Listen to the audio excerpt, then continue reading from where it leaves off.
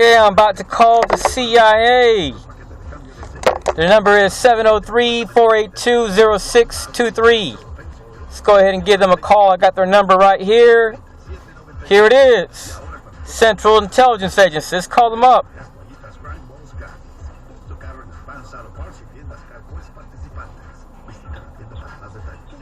Mailbox that has not been set up yet or that is locked out. To disconnect, press 1.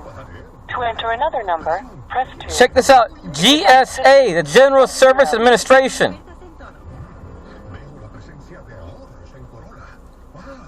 So when I call the CIA... To disconnect, press 1.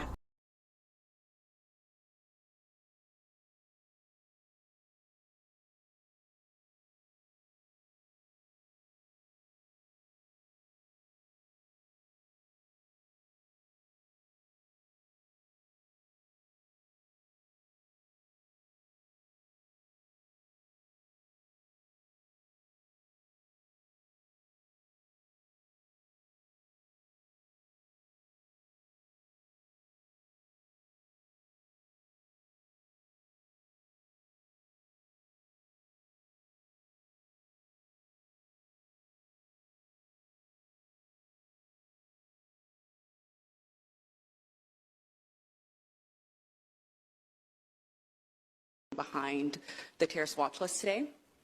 So I came here regarding police harassment 6 months ago, events that unfortunately continue to occur to this day. And what I didn't know at the time was the reason why I was being arbitrarily investigated, along with the aggressive measures that they were taking to do so. This led me to finding the deep corruption happening behind the terrorist watch list today. So there's 3 components to the terrorist watch list. There's the no-fly list, the selectee list, and the KST file, which not many people are aware of. And within the KST file, there's 3 subcategories, one of them being a silent hit list for non-investigative subjects, a list that's been known to catch many unsuspecting innocent American civilians, that including whistleblowers, journalists, and now down to students at universities, which I don't understand how a whistleblower, a journalist, a news reporter would purport a nexus to terrorism, as that's the requirement for inclusion into this subset. What's going on with this list is not only illegal, but it's being used for purposes that go directly against the HSPD 6 executive order that was issued by the President in 2003. That stated that this executive order shall be implemented in a manner that is consistent with the provisions of the Constitution and applicable laws. That's what was stated in the executive order issued by the President in 2003. The executive order only gave them a screening tool for known and suspected terrorists, not the authorization to deviate from that and create a silent hit list for non-investigative subjects, to which all forms of invasive surveillance, infiltration, and sting operations are utilized against the individuals that they have enlisted into this subset. And it's often through a method called gang stalking, and I know there's a lot of misconceptions around that, but it's very similar to the operations that were utilized within the SOTC secret police. And I do have documents.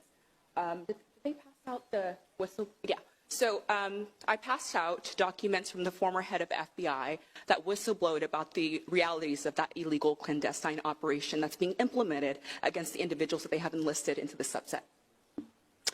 And one might argue, though, by the use of these procedures, that instead of preventing terrorism, they're actually eliciting it, subjecting these individuals to all forms of abusive surveillance, harassment campaigns, that along with unlawful imprisonment, often inducing these individuals who they have enlisted to actually committing crimes instead of preventing them.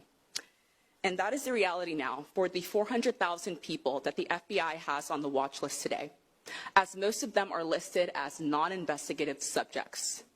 These are oftentimes innocent American civilians who oftentimes have no relation to terrorism at all, or even a criminal past, as that was revealed in the most recent DOJ audit report that found that 99.71% of the individuals that they have on the watch list today have no relation to terrorism at all, with only 0.29% of its records actually belonging to known and suspected terrorists. And that's for the 400,000 people that they have on the watch list today. Thank you. Thank you, ma'am. Any No question. We're in good shape. Okay, all right. I did pass out the documents from the former head of FBI that whistleblowed and talked about the realities of that clandestine operation. That's illegal. Thank you. Be safe. All right, thank you.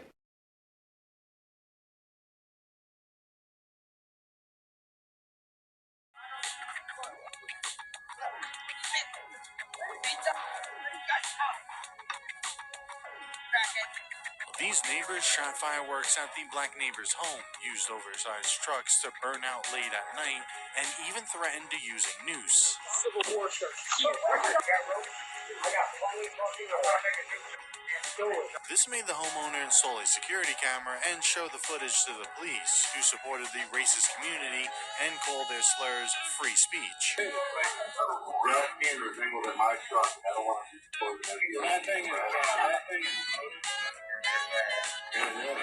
and per the law, if he doesn't fix that here in the next 2 hours, I will put a wall right here 12 foot high. The man called the FBI, but after a brief conversation, they hung up on him. The family doesn't have enough money to leave this place and must survive among these people.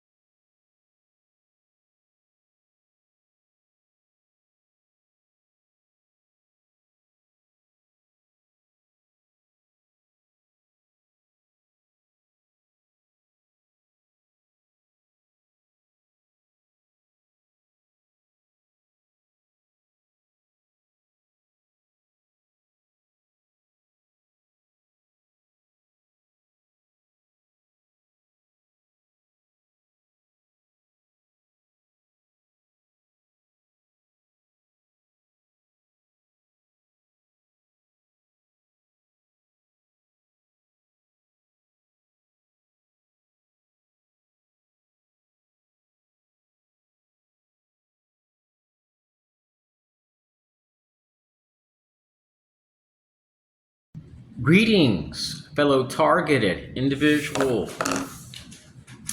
Many of us targeted individuals may find ourselves being harassed in the same exact manner we were harassed in states that we used to live in. So in Texas, I noted something very unusual where these people would come into restaurants with an elderly man, typically a guy with a Freemason sticker on his car, American Legion, VFW, some type of veterans group or Masonic group, corporate partners. And these people typically would wear black suits, thin black ties, and operate in pairs. And they would just walk up to me and go, "Sss," right where I'm eating at. This started occurring upon entering libraries and upon exiting libraries in Austin, Texas. Even if I drove to the Cedar Park Library, it would happen. These people would sit next to me. They would park next to my vehicle with no tag on their vehicle. And then the exact moment I would stand up in the library in Cedar Park, they would go, "Sss." If I drove to the Austin, Texas Law Library at the Tarleton Law Library, an FBI agent from the Austin, Texas FBI field office would arrive upon arrival. They would be dropped out of vehicles sometimes in my neighborhood, following me around, harassing me by utilizing Neighborhood Watch, Sheriff's Association, Citizens Corps. CIA was utilizing Citizens Corps, Citizens on Patrol, AmeriCorps, municipality workers, DOT. It was absolutely crazy. I was even harassed by members of a fusion center. set up with a false report. Now, it's no secret that the FBI has a history of fabricating reports, working in fusion centers, destroying people's lives, harassing families. And I'm not talking about like one time a day or for 5 years or 10 years. There are groups which are doing this ongoing. It's like every day for some targets. For some people, it can be a few times a week. And they'll just simply take shots at you while you're shopping. Now, imagine right now you're eating with your family and you guys get harassed. How would you feel? You would feel disrespected, right? Well, imagine every time going out to go shopping or going to eat, you notice that you're being surveilled and harassed. I have videos showing these people coming with kids, women with no tag, harassing me. And as I'm walking, they turn their head and go, "Sss," as they pass by me, and then they have kids in a different direction coming right up to me and going, "Sss," doing it in supermarkets, restaurants, schools. It was just crazy. And the activities defied the probability of an event. Let me give you an example. I live in Orlando, Florida, but I drove to a gastrologist, I would say about 2 months ago. I had to sit in there 3.5 hours to see a doctor, and this couple came in 50 seconds later upon arrival. They sat across from me. They never signed in. They were the only ones that I didn't see sign in. The exact moment they called my name to see the doctor, this couple whistled so loud. It was like you're at a ball game type whistle. So people were like, what the hell? Even the secretary gave them a mean look. They walked out, and while I was waiting to go through the door, because the lady, the nurse was talking to the secretary for a moment, they get in the vehicle and see the guy go, this nasty grin, he flashes his lights, honks his horn, backs out and leaves. Well, in Texas, I documented that at dental appointments. There were times I would get out of dental appointments and they would be like this right here, like they had a gun. And they would be standing on the corner. And then as I'm walking to my car, a cop would honk the horn. These people were utilizing select cops. Police, they would not even write police reports. I have videos. Even here in Florida, at one time I was experiencing odd stuff and I went to police and the reports were inaccurate, missing information. I've never actually have had an investigation which leads to arrest because supposedly my matter is civil. So these groups can harass you every single day and the matter is considered civil. So if you go to police, it's like, oh, we can't help you. So then the target doesn't want to go back and they're just harassed for many years. And this even leads to harassment at times by neighbors due to slander, because slander is not considered a criminal matter, it's considered a tort. So a civil matter. So you have to go to court. So people can actually harass you, and then according to them, oh, it's not a criminal matter. But if this happened to a police officer and their family or an FBI agent, somebody would be going to jail. So this is beyond anything that you could imagine. In Texas, I could leave my house at 8:12 to go to Walmart and buy food, and I would be harassed in the store, in the parking lot. Sometimes they would even come through the gate, stop behind my vehicle, honk the horn, put the window down and whistle, and drive out the gate. I've documented it in front of where I live at, U.S. government vehicles, a blue vehicle, and a mob of people all wearing blue shirts in a rural area in Orlando. And then when I ask them why they're doing this, everyone's telling me a different reason. So they use slander, they use veterans, they use Freemasons, they use elderly people. I have videos where you see them wearing black suits, and there'll be an old lady in the car with them. They may have Sheriff Association members from Tampa. When you live in Orlando, lingering around bowling alleys, a community, a realtor's office,